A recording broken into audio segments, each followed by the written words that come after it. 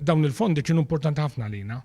Dawn il-fondi aħna qed nużawhom biex inkunu nistgħu nimmarketjaw lil nfusna barra mill-pajjiż.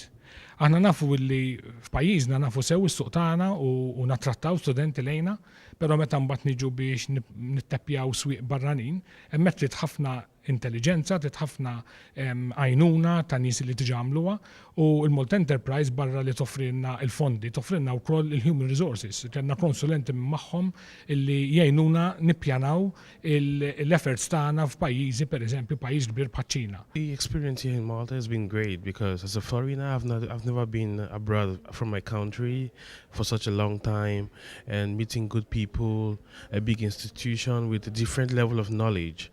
So I think it's a very big experience and it's a good environment, meeting new people. Għan taqsam ideja ġotta, jgħamela ma' nis differenti. Esperienza naħseb li tajba.